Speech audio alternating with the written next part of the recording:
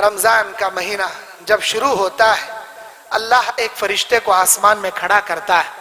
پکارنے والا فرشتہ اللہ کی اجازت سے پکارتا ہے, یا باغی الخیر اقبل و یا باغی الشر اقصر. او بھلائیوں کے طلبگار چل آگے بڑھ, اے برائیوں کے طلبگار پیچھے ہٹ. بھلائی کے طلبگار, نیکیاں طلب کرنے والے, نیکیوں میں رغبت کرنے والے, چل آگے بڑھ. موسم آ گیا, نیکیوں کا موسم آ گیا. او برائی کرنے والے باز آ جا, پیچھے ہٹ جا, بہت ہو گیا, اب باز آ جا, گناہوں سے بچ جا.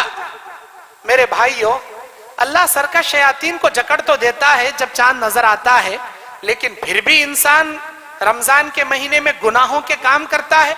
دو قسم کے شیطان ہیں. جب بھی دنیا میں کوئی بچہ پیدا ہوتا ہے اللہ اس کے ساتھ ایک شیطان کو اس کا پارٹنر بنا دیتا ہے, جسے حمزات کہتے ہیں حدیث میں. اللہ کے نبی فرماتے ہیں بخاری کی حدیث میں, دنیا کا ایسا کوئی بچہ پیدا نہیں ہوا جس کے پیٹ پر شیطان نے انگلی نہ مارا ہو اور اس کے پارٹنر کو شیطان اللہ نہ بنایا ہو, سوائے دو انسانوں کے. شیطان نہ ان کے پیٹ پہ انگلی مارا, نہ شیطان کو ان کے پیچھے اللہ لگایا.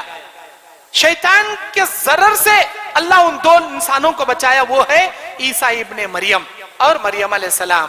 عیسیٰ علیہ السلام اور مریم علیہ السلام, کیونکہ مریم کی ماں حنا جب پیٹ میں حمل سے تھی, مریم علیہ السلام دعا کی تھی انہوں نے, سورہ آل عمران کی 36ویں آیت, انی اعیذها بک وذریتها من الشیطان الرجیم. اللہ میرے پیٹ میں جو پل رہا ہے اسے, اس کی آنے والی ذریت کو شیطان کے ضرر سے بچا لے. سو اللہ بچا لیا.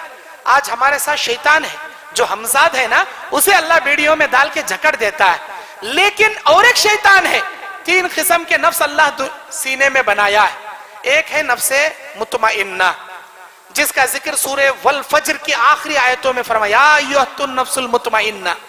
دوسرا نفس ہے نفس لوامہ, سورہ قیامہ کی 2 نمبر آیت میں اللہ نے اس کا فرمایا, لا اقسم بیوم القیامہ ولا اقسم بالنفس اللوامہ, نفس لوامہ. تیسرا نفس ہے نفس امارہ, 13ویں پارے کے پہلی آیت میں اللہ اس کا ذکر کیا, وما ابرئ لنفسی ان النفس لامارۃ بالسوء. حضرت یوسف علیہ السلام کہتے ہیں نفس امارہ تو گناہوں کی جانب رغبت کرنے والا ہے. 3 نفسوں کا ذکر قرآن میں اللہ کیا. نفس مطمئنہ نیکیوں پر خوش ہونے والا نفس, نفس لوامہ گناہ کرنے کے بعد ملامت کرنے والا نفس, یہ بھی مومنوں کے پاس ہوتا ہے, منافقوں کے پاس نہیں ہوتا.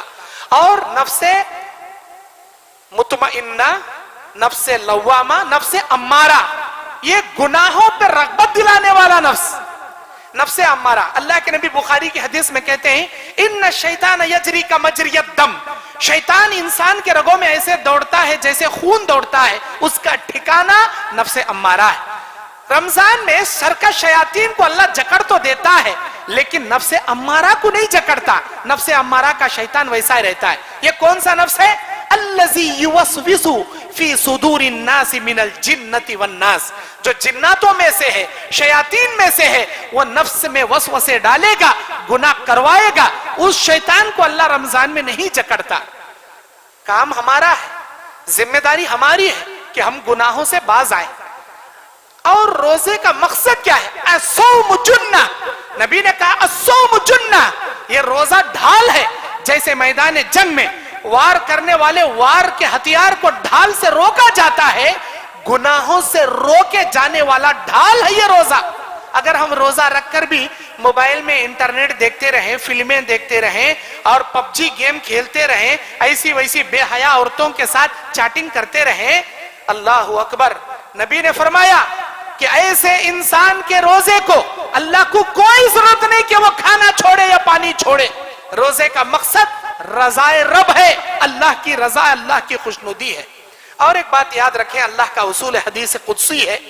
اللہ تعالیٰ اپنے عزت و جلال کی قسم کھا کر کہتا ہے, وَبِعِزَّتِ وَجَلَالِي فَبِعِزَّتِ وَجَلَالِي.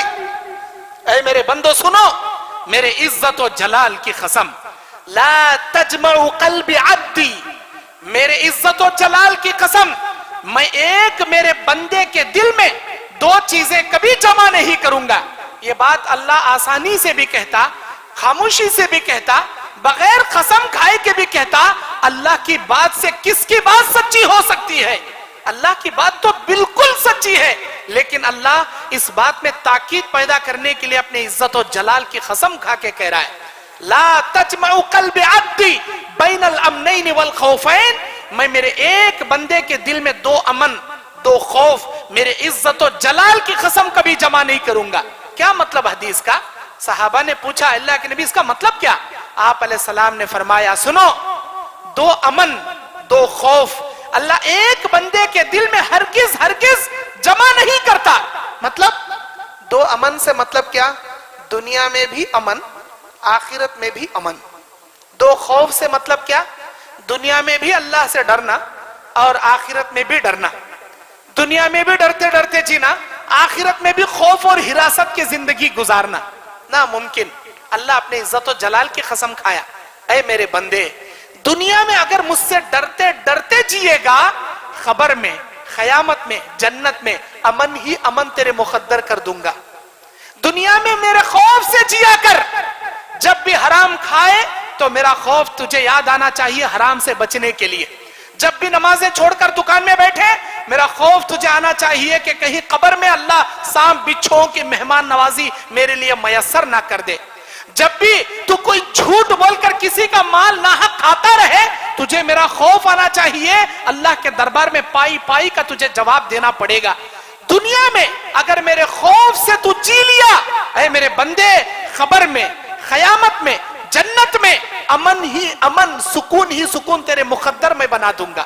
اور اگر تو دنیا میں امن کو ترجیح دیا، اگر تو دنیا میں انجوائے کی لائف ترجیح دیا، نہیں میں منمانی زندگی گزاروں گا، خواہشات نفس پر چلوں گا، جیسا من میں آئے ویسا کروں گا، اللہ نے کہا لے لے امن، یہ مختصر سی زندگی میں جی لے امن سے، نفس تو اپنے خواہشات نفس پر عمل کر لے، لیکن یاد رکھ نہ خبر میں نہ قیامت میں نہ جہنم میں تجھے امن میسر ہوگا۔ خبر میں بھی ڈراؤں گا، قیامت میں بھی ڈراؤں گا، جہنم میں بھی تیرا خوف تیرا مقدر بن جائے گا۔ دنیا میں بھی امن آخرت میں بھی امن، میرے عزت و جلال کی قسم ناممکن ہے کسی بندے کو جمع نہیں کروں گا۔ اللہ کا اصول ہے یہ، اللہ کا بنایا ہوا نظام ہے یہ، اسی لیے ہم مومن ہیں، اللہ کے خوف سے جیتے ہیں، اللہ کے ڈر سے جیتے ہیں۔ کیسا ڈر؟